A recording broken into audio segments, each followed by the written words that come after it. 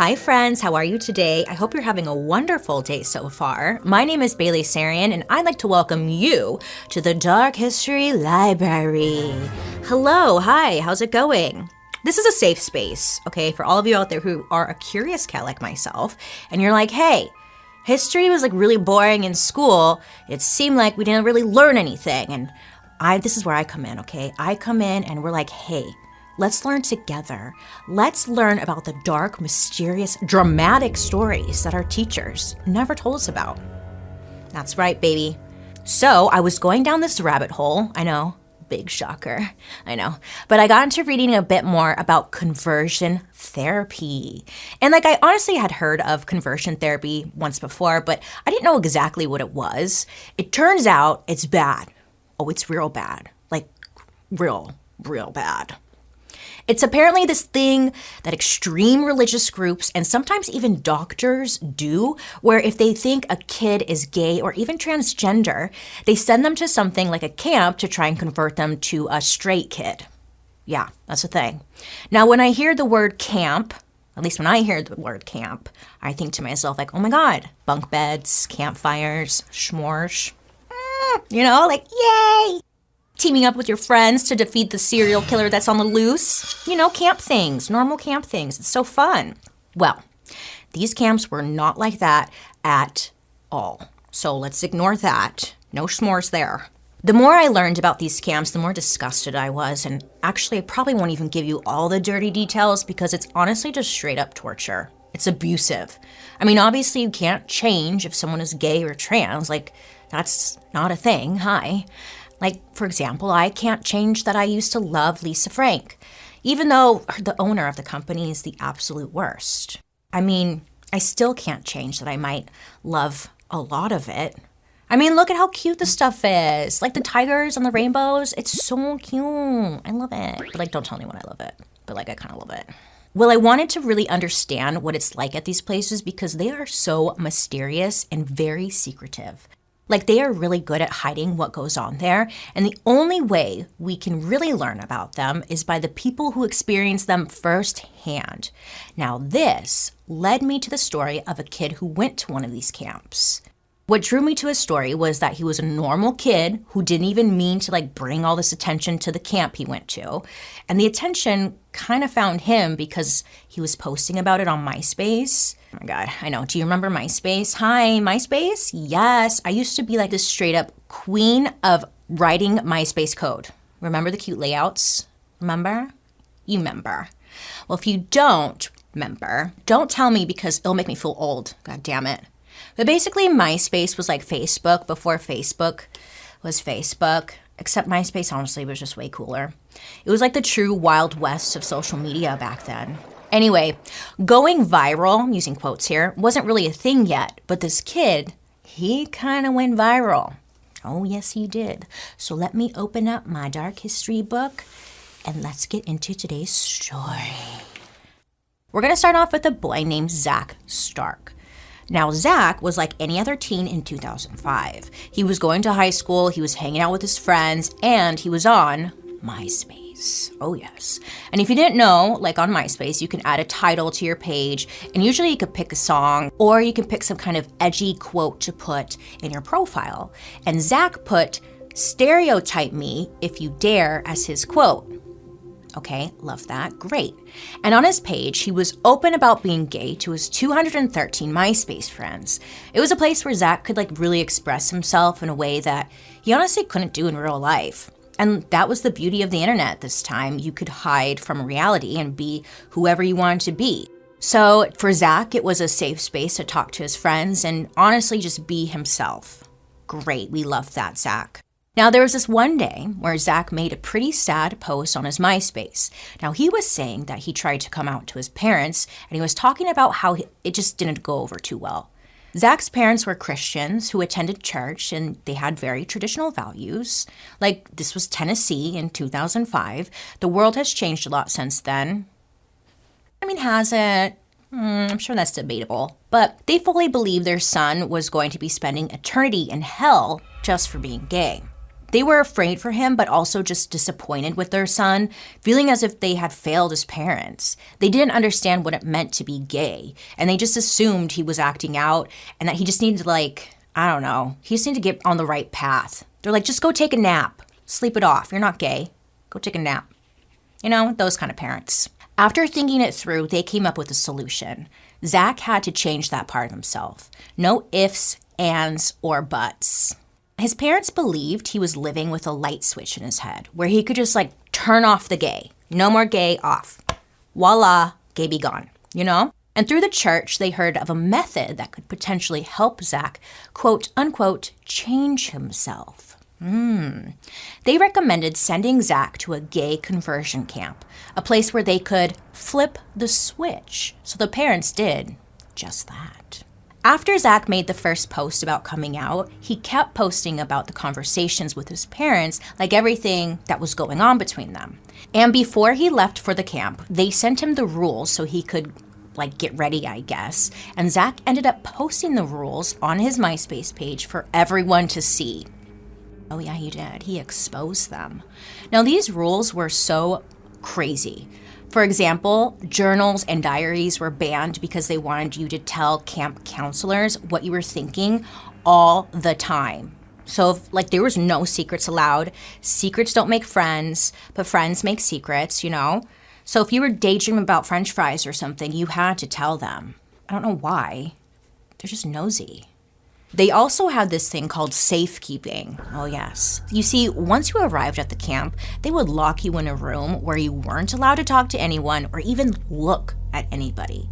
Most of the time you were completely alone, and the only thing you could do in this room was read the Bible. Total bore, you know? You couldn't wear any unpure clothes while you were there, so you couldn't wear sleeveless shirts or brands. Abercrombie was super hot at the time, so it was you can't wear that. You just had to wear basic, whatever, clothes. You get it. I mean, the list really goes on. I think you get the idea.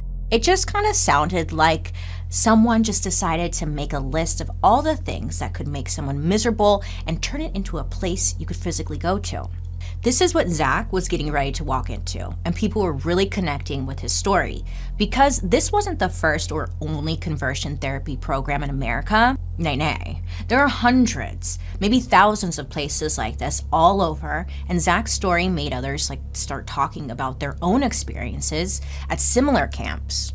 So now it's kind of going viral at this point. People are getting really mad about what his parents are making him do. I get it.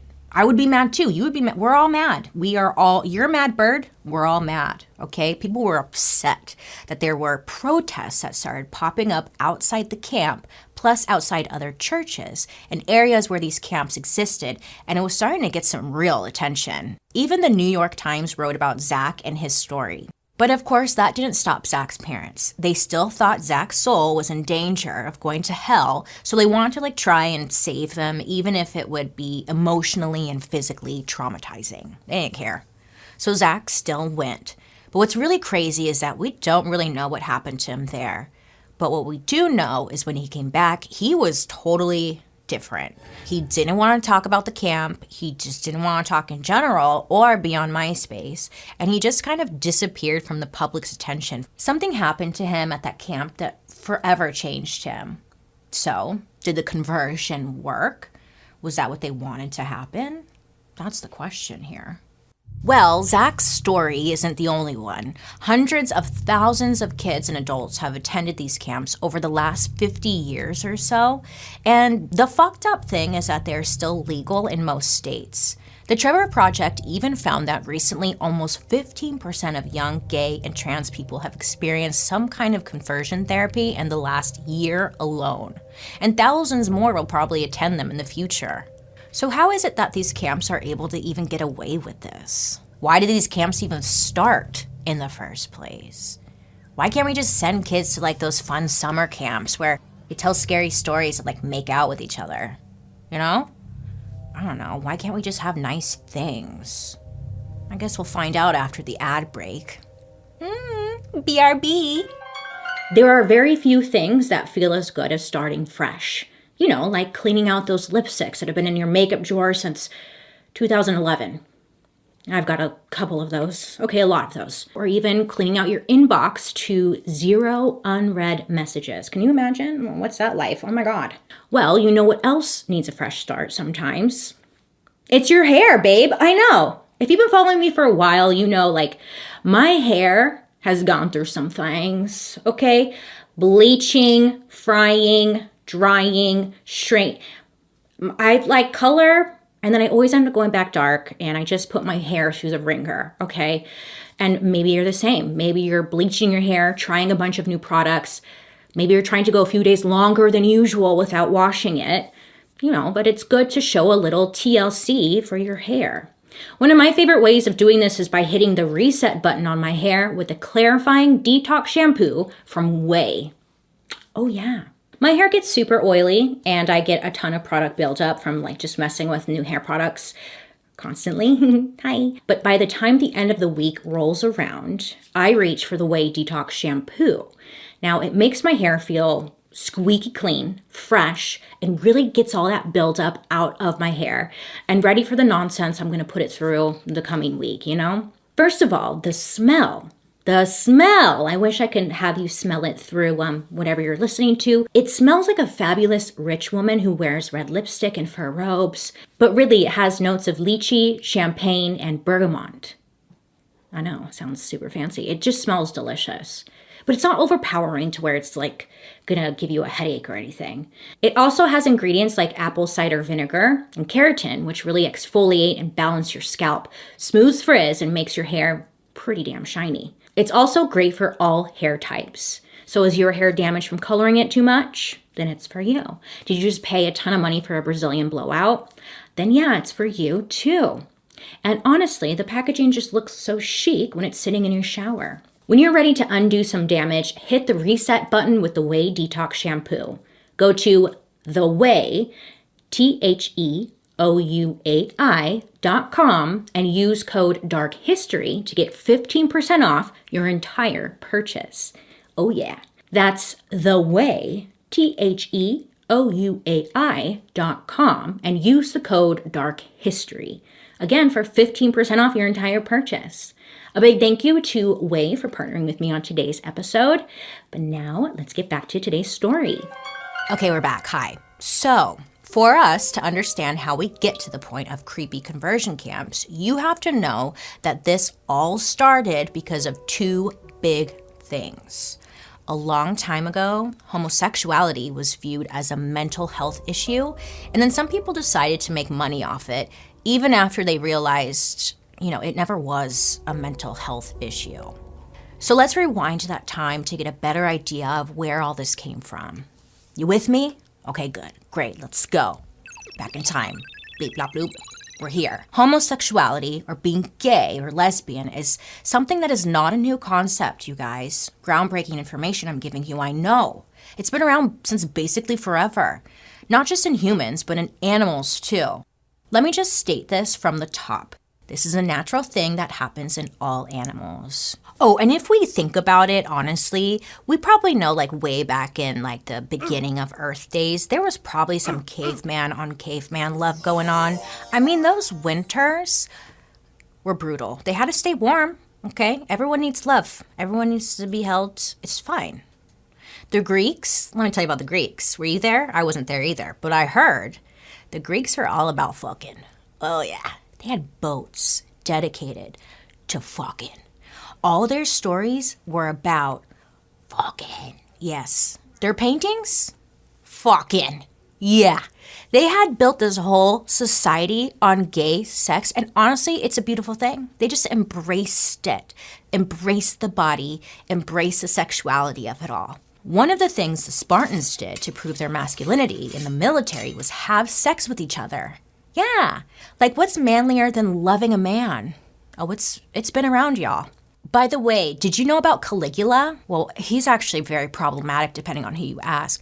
But he was a Roman emperor, and everyone hated him, honestly. But he had this boat, and I'm not kidding you. It was a full-blown sex boat.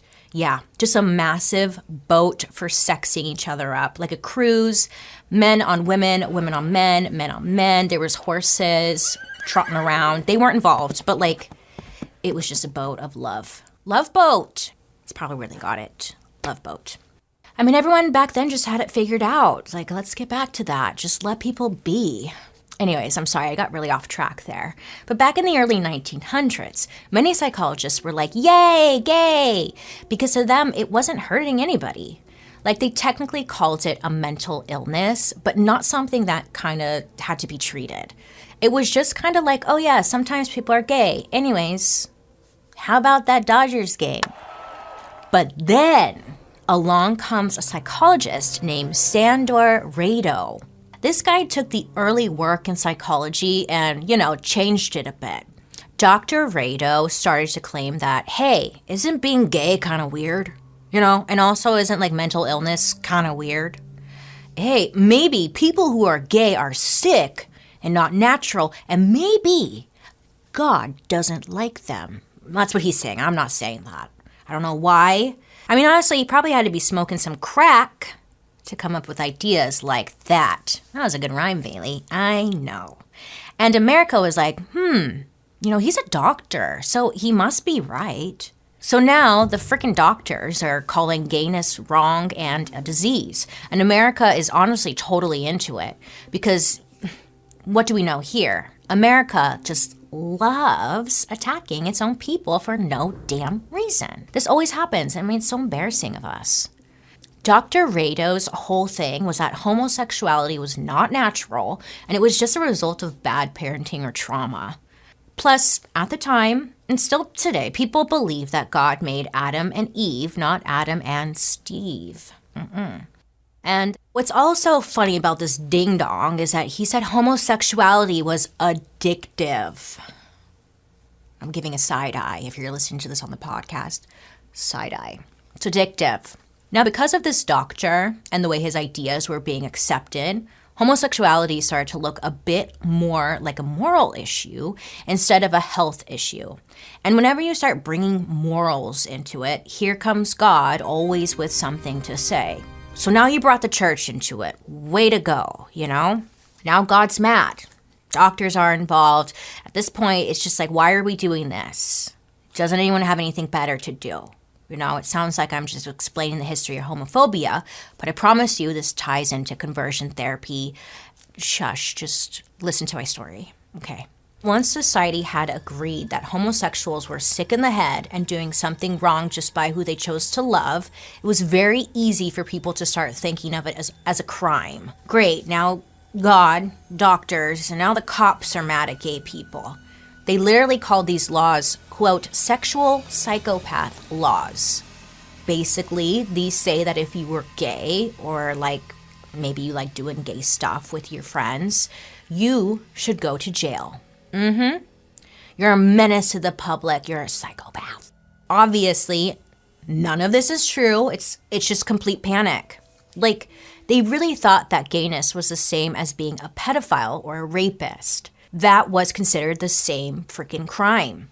Everyone who says they have a good gaydar does not. They lie. The only way to get caught and go to jail was literally getting caught in the act. So, there would be undercover agents and stuff trying to seduce men to arrest them. It was messed up. Why were they doing that? There's honestly way better things they could be spending their time on, right? Yeah, great. I'm glad we settled this. So, wow, let's review. At this point, homosexuality has gone from a simple act to a crime you can go to prison for. I know, it's just it's a big jump, people.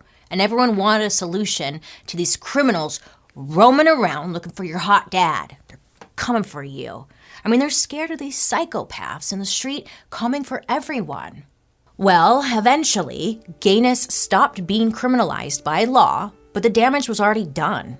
Society and churches and your Aunt Rita all thought gay people were disgusting perverts. It didn't help that the 1970s saw this huge explosion where religion started to influence how we look at gay people in a very big way.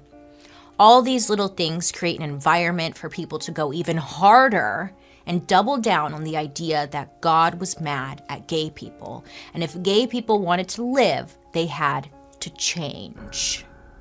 It's really sad, actually. History's fun, isn't it? Did I say fun? I mean, it's pretty fucked up. Oh, let's take an ad break, shall we? Let's do that.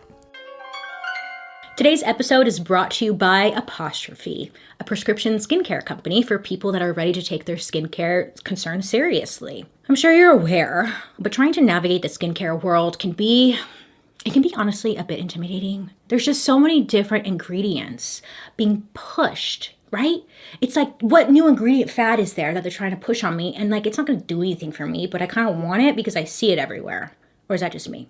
Anyways, you get to a point where you don't even know what you're looking for anymore because there's just so many opinions in this space on what you need and what you should get. It's overwhelming. But then there's Apostrophe. Yes, Apostrophe. Now, Apostrophe, they make it easy to see a board-certified dermatologist online who will create a personalized treatment plan that is perfectly tailored to you and your unique skin. Apostrophe not only can help treat acne, but they also help hit your other skincare goals. Like maybe you want to reduce redness in your skin, or maybe you have dark spots that you want to lighten. Simply fill out Apostrophe's online questionnaire about your skin concerns and any medical history. Then just snap a few pictures of your skin so your dermatologist can address your concerns properly. They will then get back to you with a customized treatment plan tailored just for you and your beloved skin. With Apostrophe, you will get treated immediately, and even better, they deliver the products or medications right to your home. I've been using Apostrophe myself for a couple of months now, and it's been helping me maintain my skin and make sure that my acne doesn't sneak back up on me. Of course, medication isn't for everyone, but the Apostrophe questionnaire, it makes sure to pair you with the right routine for you, your skin, and your concerns. So I have a special deal for my listeners. You can save $15 off your first visit with a board-certified dermatologist at apostrophe.com/darkhistory and use the code DARKHISTORY. This code is only available to my listeners. To get started, just go to apostrophe.com/darkhistory and click Begin Visit. Then use the code DARKHISTORY at sign up and you'll get $15 off your dermatology visit. That's Apostrophe, apostrophe.com/darkhistory. And use that code DARKHISTORY to get your dermatology visit for $15 off. I highly, highly recommend them. I love Apostrophe. I know this is sponsored, but I love Apostrophe very, very much. Thank you for sponsoring today's episode. Try it out if you want. If not, that's okay too. But now, let's get back to the story. So, hi, welcome back. It's 1973. Now go put on a poncho, babe. Because, look, if you don't have one, you need to go buy one. Because shit is about to hit the fan. It's going to go all over you. Poncho will protect you. At this point, homophobia is common everywhere. A lot of churchgoers who were gay wanted to stop being gay. And they wanted to be good little Christians and go to heaven, not prison. So they wanted to fix themselves. So these little groups start popping up all over the country where men and women would get together and try to work through their problem, quote unquote, problem of gayness to see if they can get to the root of it and change it. Now these three guys named Frank, John, and Kent, they founded an organization called Love and Action, which honestly sounds great, right? Like love and action, like peace and love. Great, we're loving it, we're moving, peace and love. Anyway, not to be a downer, actually I love being a downer, this is Dark History where I'm a professional downer. The organization called themselves an ex-gay ministry, and they pushed people to convert to a straight lifestyle. No more homosexuals here, nay. We knew this was coming, don't act surprised. They thought that gay people could be converted through the use of prayers and repentance and other methods, but we'll get into that. So Frank and John were two gay guys, which is not a joke, they were indeed gay guys, who started talking about their struggles with their identity and realized that there were a lot of people who were also going through the same thing. They were struggling with urges that they couldn't be feeling. They claimed that they had found God and renounced all their homosexual tendencies. They treated it kind of like Alcoholics Anonymous, and basically just a group of people who get together and they talk about how much they wish they weren't gay. And they would pray about it, and they even had a 12-step program to help them get over it. It was really only for adults when they first started out, but as time went on, they noticed people in other cities were creating their own little prayer gay anonymous groups. So they made it official and brought in their straight friend, Kent, and that's how they came up with the name Love in Action together. This kind of sounds innocent at first, like if you want to sit around with your church friends and be mad at yourselves, then, that's your business. But that wasn't all it was. As it got bigger, they started to use different methods besides praying to try and change people. Prayer wasn't working like they had hoped, and plus, prayer is free. You know what I'm saying? They're trying to make some money. Like, they don't want people to think that they could just go and do this on their own. They want them to need Love in Action to help them. They legit called it, quote, brokenness, unquote. That way they could say that God was able to heal them. So when it got bigger, they would expand their little meetings to seminars with stories about people who were recovered. And then the seminars got bigger and turned into weekend retreats. And they started publishing books and cassette tapes. Do you remember cassette tapes? Shout out to you, cassette tapes. And they even made full-on treatment centers, like some kind of weird rehab. By the early 2000s, they had an annual budget of $750,000 and a giant treatment center in Memphis. They relied on tight control over the people who entered the program. Like boys, they always had to shave their face, and girls, they had to shave their armpits. And if you had a single gay thought in your mind, you had to report it to a counselor immediately. Like, it was very intense, very strict. It's kind of funny if you think about it, because they thought like beards are so sexy that anyone with a beard will immediately be irresistible to another man, and that's why they need to shave. And armpit hair, I mean, who cares? What would they do, like armpit checks every once in a while? Like, she's got stubble, she's a witch. Ugh. So really quickly, this is a side note, but if you're watching over on YouTube, I'm telling you the game. We took a little break and I ate some candy, so just ignore that. Okay, hi, thank you so much. Anyways, back to the story. The whole program was designed to defeminize gay men or refeminize lesbians. Love in Action would end up being one of the largest conversion therapy organizations in history. So then I was thinking, like, how do you convince people that it's actually working? Like, it really doesn't seem like it's a good option for anyone. Period. End of story. The end. Close the book. Goodbye. You know? Well, when you want someone to believe you about some fake treatment, all you need is one doctor who's willing to say whatever you want, because then you can say, look, a doctor said it. Yeah. Like when my doctor said that alcohol kills germs. I'm like, I'm about to be completely germ-free. You know, like, let's do some fucking shots, you know? This is kind of what Love in Action decided to do. Some doctor was recommending shots, even though by the 90s, the medical community no longer considered homosexuals mentally ill or anything. But there was one doctor who was willing to spew all sorts of lies about gay people and just tell Love in Action whatever they wanted to hear to get their money. Of course, money. Money, money, money. Money is the problem of literally everything. Am I right?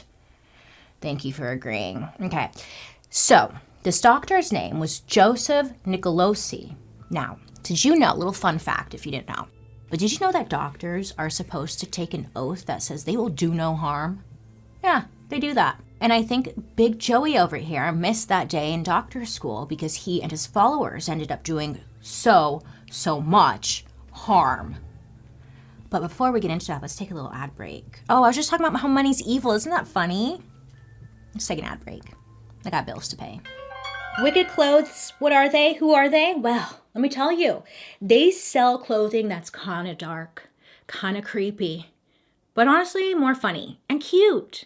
You can take a look at wickedclothes.com. They have shirts about ghost hunting, Mothman. Oh, they got stuff like on the paranormal. There's like some death skull bones, but like they also make it cute, which may not, like, it sounds impossible, but they do it. I don't know. I have many favorite designs by them. One of my favorite designs is a sweatshirt that says serial killer documentaries and chill. I posted it on my Instagram if you want to check it out, but my new favorite is like this Mothman one. Let me just show you really quick. Mothman. I love it. And it's got stuff up and down the sleeves. It's so cute. Their stuff just does not disappoint. Their shirts are soft, they're comfortable, great quality. If you're watching dark history or murder mystery makeup, then you're gonna like this stuff, okay? It's very on brand for us. Great. So do yourself a favor and take a minute to browse their site. Just go to wickedclothes.com. And if you use coupon Dark History, you can get 10% off. If you want to save some time, you can get that coupon automatically applied by going to the link wickedclothes.com/darkhistory. You know, it'll automatically do that little coupon thing for you. We love that. A big thank you to Wicked Clothes for partnering with me on today's episode and for partnering with me throughout. We appreciate you. Now, let's get back to today's story. Okay, so Joseph Nicolosi, I'm gonna call him Joey. Same shit, different day. He was a doctor, you know. Sometimes you just do some stuff and you become a doctor, great. Anyways, Joey got his PhD in psychology right around the time both the gay rights movement and the religious anti-gay movement were exploding in the 70s. He wrote a couple papers about how he thought homosexuality was something that was a disorder and needed to be fixed. And it didn't take long for the Christian crowd to find him. And they were perfect for each other. It was like a match made in heaven. They're like, yay, yay, you know? They wanted a doctor to tell them that they were right. And Joseph wanted patients who could tell him that he had healed them. Joey, or Joseph, or whatever we're calling him, he wanted to be a pioneer in something, and he didn't want to just follow the status quo. He wanted to be the guy to do something totally original. So he was just kind of like, wow, you guys, like, I'm really into this stuff. You know, like, I have a bunch of ideas about homosexuality. Give me your kids. I'm going to do some stuff, and give me some money, and they won't be gay anymore. And if it doesn't work, it's your fault. That was my attempt at being him. Thank you. Because, you know, he didn't really know if any of this would work. And he always had an excuse for the people who said his treatments didn't work. Joey's whole treatment plan revolved around training kids to be straight from a young age. Otherwise, they would naturally become gay. And like his ideas of things that could make your kid gay it was different. He's like, your kid likes art? Gay. Oh, your kid gets shy sometimes? Gay. Oh, your daughter doesn't like to be outside? Hide your power tools. Definitely gay. Definitely gay. Guess what? Everything's gay. Everything was gay in his eyes. Because you know what? Gay equals money to him. Let's be honest here. Obviously, this isn't me talking. You get, like, this is genuinely the doctor, that Joey guy, and it was all his wacky ideas, but people were just eating it up.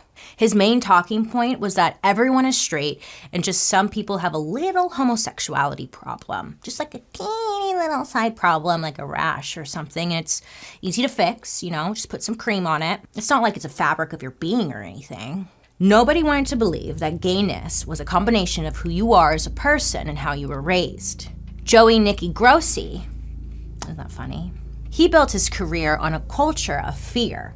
He capitalized on stereotypes, and although he himself didn't base his work on a religious foundation, it was very, very easy for religious people to use his work to justify their beliefs.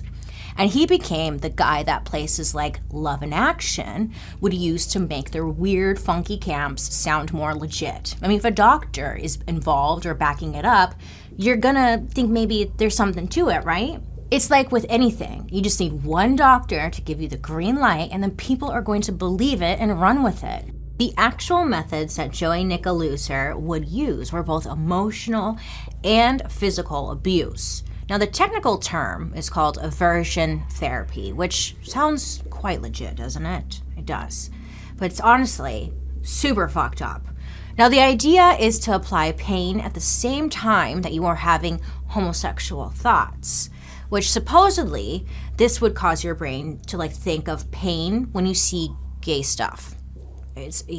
For example, like it could be something as simple as making someone watch porn, and when they're getting a little too excited, you know what I'm saying? He would snap a rubber band on their wrist and it would be like, meh.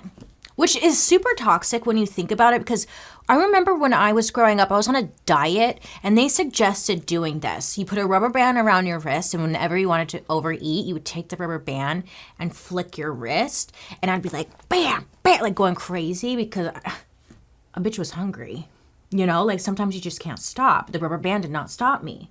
But I'm here to say it didn't work. Anyways, what I'm getting at is, yeah, that's a thing. And it wasn't just like a little rubber band to the wrist. There was actually way worse things. Sometimes it would be forcing them to puke. Yeah, like if you're watching gay porn, you get excited, throw up.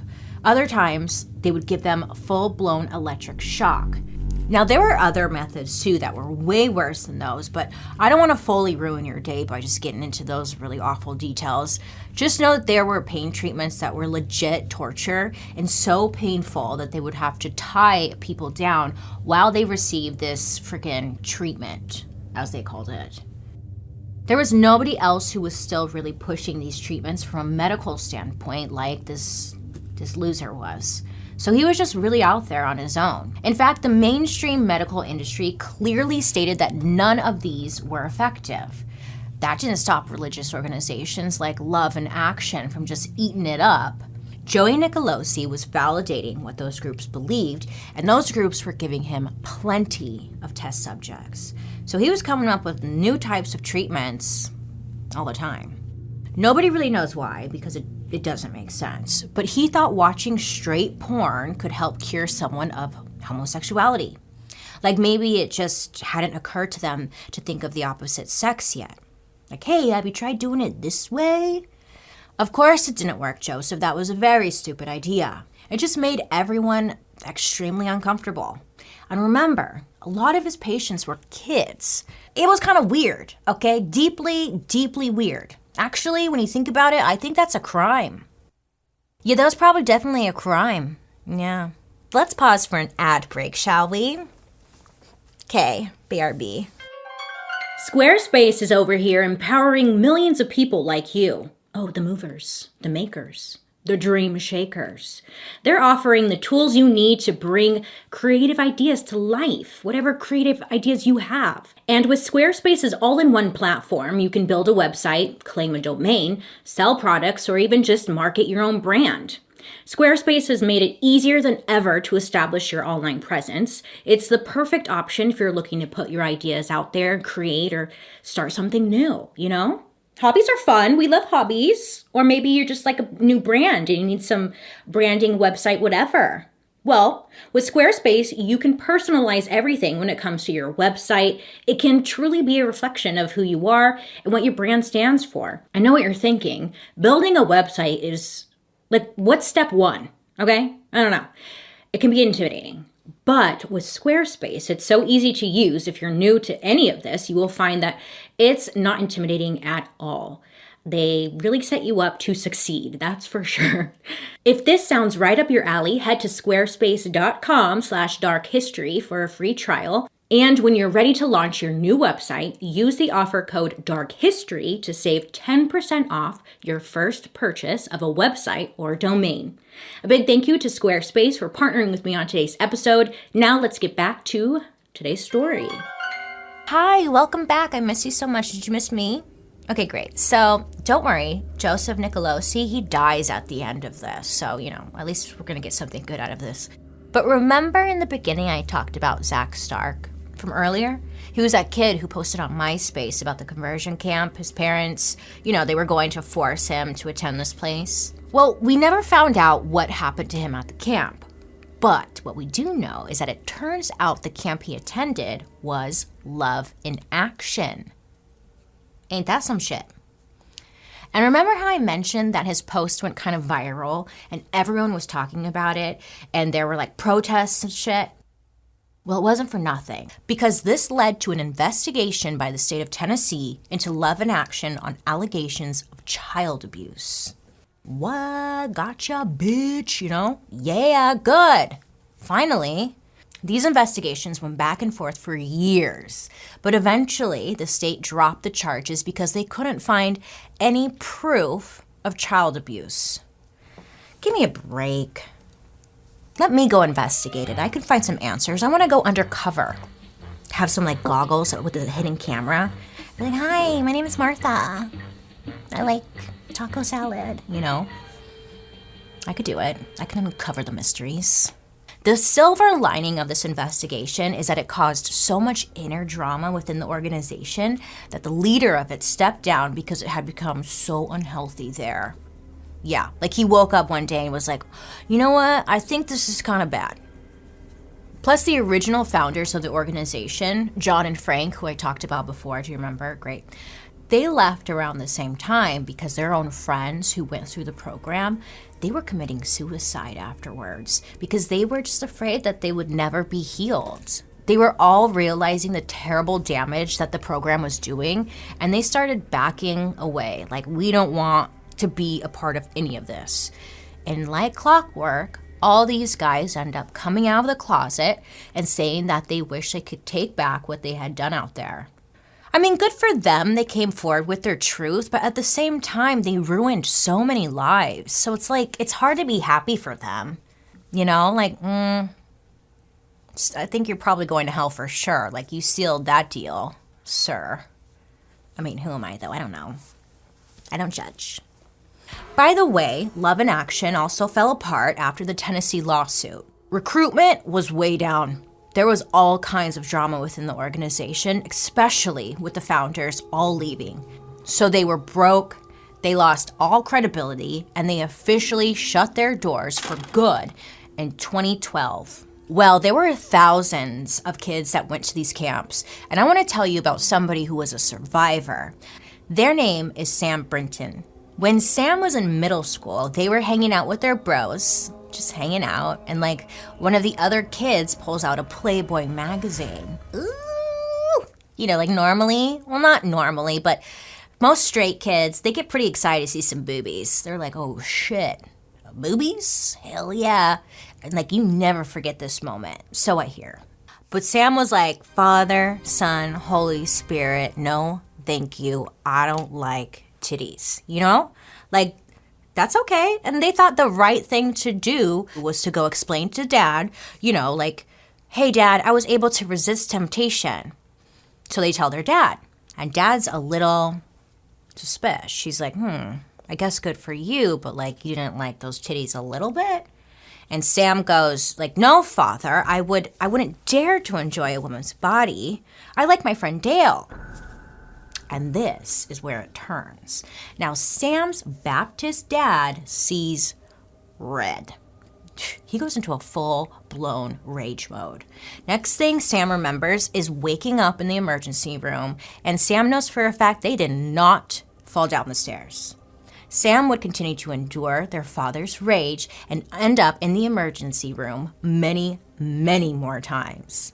Unsurprisingly, this tactic was not working, and Sam was still having gay feelings. So that's when Sam's parents told them that they want to try therapy to quote unquote fix this problem. Sam's parents were buying into the shit that they were hearing from the church, that if they didn't fix their kid, they would be failures as parents, their kid would die of AIDS, and most likely go to freaking hell. So Sam starts conversion therapy. This counselor goes on to tell Sam that nobody is gay, no such thing, you know? And that they're the only gay person in the whole world, which was purposely used to make them feel alone and in need of more help. The church told Sam that they were an abomination, and the counselor even told Sam that all gay people have AIDS and would show them pictures of people dying from AIDS. So of course, like, that terrified Sam. I mean, that would terrify any person, especially a freaking kid. And when that didn't work, the counselor switched to some of those really gruesome tactics that I was talking about earlier. And I'm not going to repeat them because it's fucking gross. Okay? They were basically using interrogation tactics that the government does to terrorists. For what? You know? Sam went back into the closet to protect themselves. The therapy didn't work, but Sam said it did, so that the therapists and parents would just stop hurting them. This is how it went for thousands of kids at these camps too. And like in Sam's case, it's not even a camp. Sometimes it's a therapist's office or your church basement or a little weekend retreat where they make it sound like it's fun and healing. It's actually the opposite of that, if you haven't caught on. People like Sam come out of that sometimes with damage they didn't even have before. And this damage can lead to what is the absolute most harmful effect of conversion therapy: suicide. A recent study shows that the LGBTQ individual between their teens and 20s who underwent conversion therapy are more than twice as likely to attempt suicide multiple times. Now you're probably wondering, like I was wondering, how is this even legal? How is this legal? You know, whoever Sam's therapist is should be in jail, right? I agree. Yes.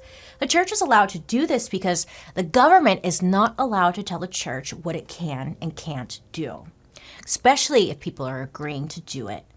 And I hear you, god damn it. There's no way any kid would want to do this. Well, it's not up to the kids. It's up to their parents. If their parents are agreeing to let someone do this to their kid, then it's allowed. And it's technically considered a therapy. It's supposed to be a type of cure. Teens were getting enrolled in this without their consent, and that's how a lot of these kids end up in this type of therapy in the first place. And this, again, is still legal in about 30 different states.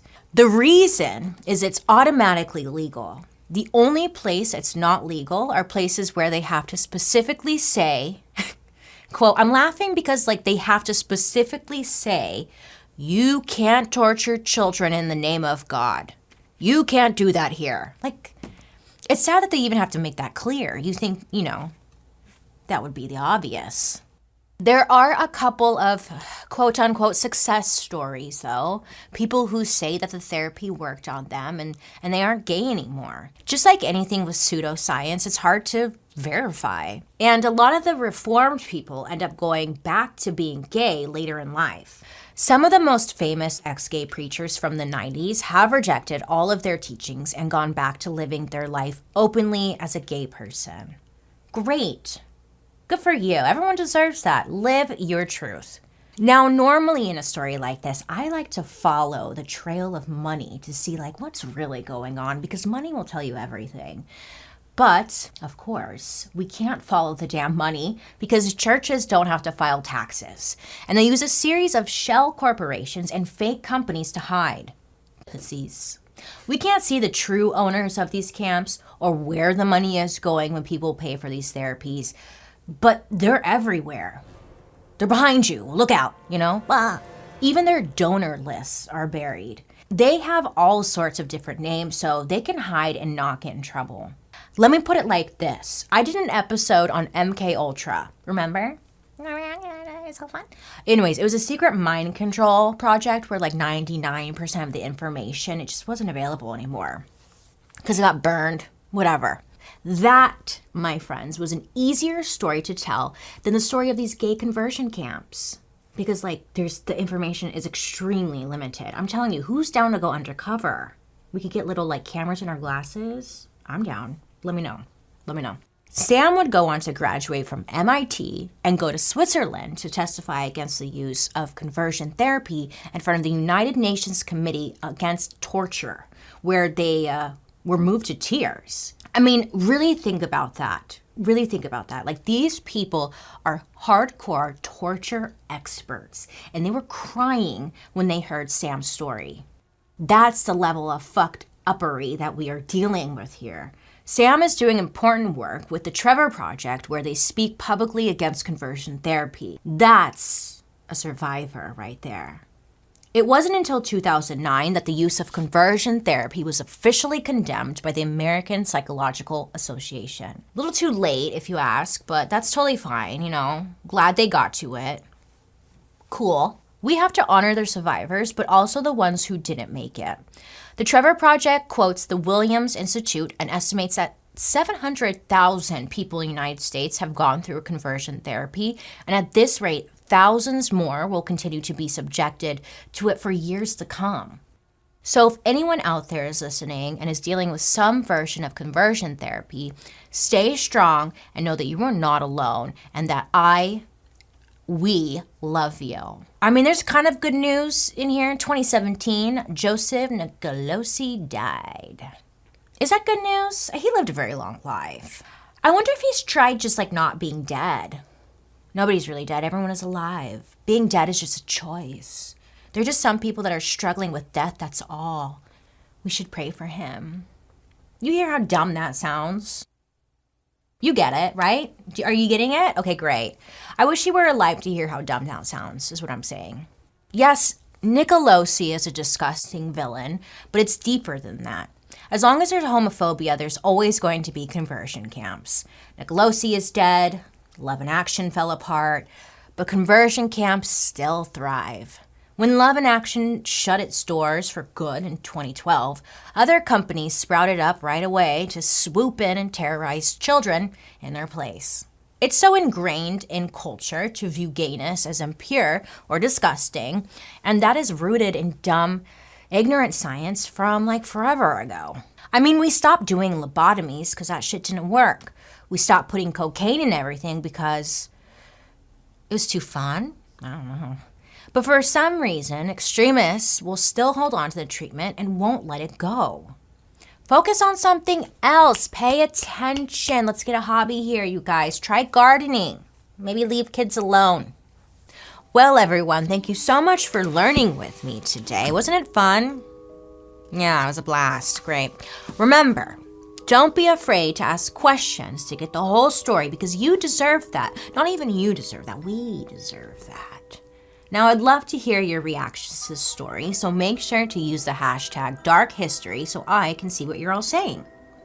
Join me over on my YouTube, where you can watch these episodes on Thursday after the podcast airs, and also come on down and catch my Murder Mystery Makeup, which drops every Monday. I hope you guys have a wonderful rest of your day. You make good choices, and I'll be talking to you next week. Bye. Dark History is an Audio Boom original. This podcast is executive produced by me, BaileySarian, Kimberly Jacobs, Chelsea Durgan from Slash Management, and Fanny Baudry from Wheelhouse DNA. Produced by Lexi Kiven, Dariel Christon, Spencer Strassmore, and Claire Turner. Research provided by Thomas Messersmith. Writers, Jed Bookout, Michael Oberst, Joey Scavuzzo, and me again, BaileySarian. Today's historical consultants, we want to thank Sam BRINTON, survivor and advocate against conversion therapy. You can find Sam on Twitter, where they give daily #conversion therapy news at @SBrinton, BRINTON. Tanya Erzin, PhD, Associate Professor and author of Straight to Jesus, Sexual and Christian Conversions in the Ex-Gay Movement. Casey Pick, Esquire, Senior Fellow for Advocacy and Government Affairs at the Trevor Project. Check out the Trevor Project's campaign to end conversion therapy. I'll put the link in the show notes. And me again, I'm your host. Hi, BaileySarian. Okay, bye!